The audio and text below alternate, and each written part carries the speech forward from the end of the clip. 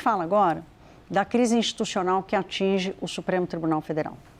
O presidente do STF, Edson Fachin, apresentou hoje ao Conselho Nacional de Justiça uma cartilha sobre a remuneração dos magistrados, que está sob escrutínio total da sociedade em função desses penduricalhos milionários.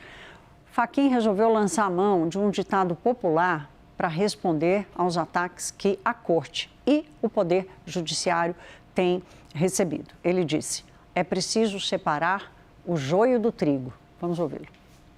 Esse é um tema que não comporta indevida simplificação.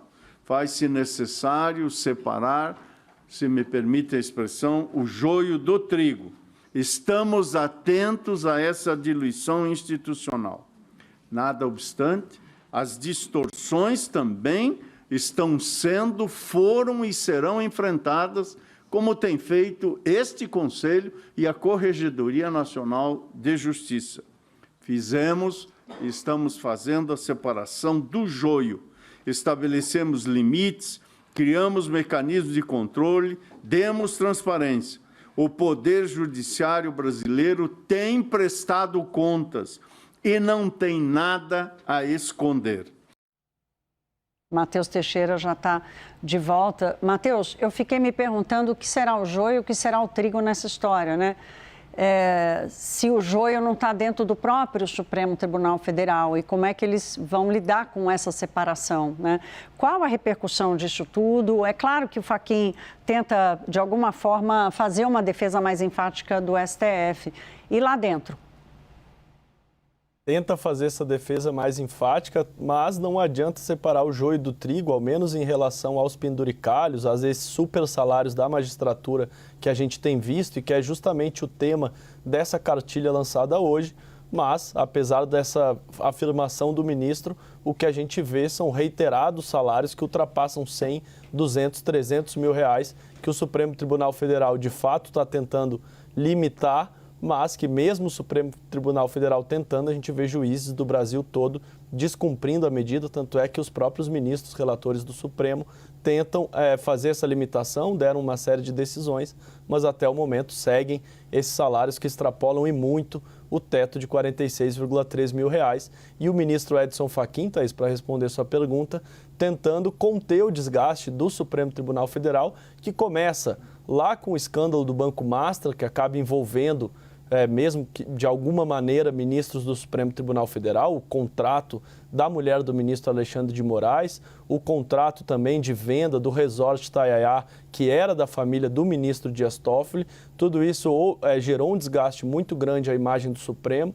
O ministro Edson Fachin, como resposta, apresentou uma proposta da criação de um código de ética, não conseguiu apelo interno, não teve aderência à sua ideia. A maioria dos ministros achava que não era o momento, que isso mais iria expor o tribunal do que exatamente dar uma resposta à sociedade às críticas. E, como alternativa, ele apresentou uma espécie de código de ética para todos os juízes do Brasil, mas que não abrange o Supremo Tribunal Federal, uma vez que o Conselho Nacional de Justiça não tem competência para tratar do Supremo. E é justamente nesse contexto de crise do Supremo Tribunal Federal e do Poder Judiciário que entra o tema dos penduricalhos. No começo do ano, o ministro Flávio Dino deu uma decisão dura, acabando com os penduricalhos, mas logo depois veio o julgamento do plenário que traz uma flexibilização, autorizou o pagamento até 70% acima do teto constitucional, ou seja, o teto de R$ 46,3 mil pode chegar até R$ 78,5 mil,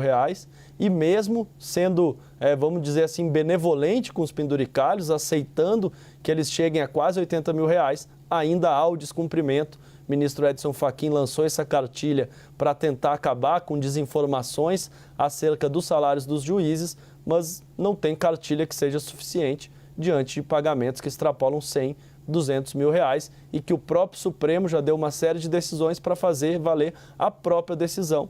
Mas até o momento a gente ainda acompanha os próximos olerites, né, Thaís, para ver se vai ter efetividade essas decisões e se de fato vão acabar esses super salários.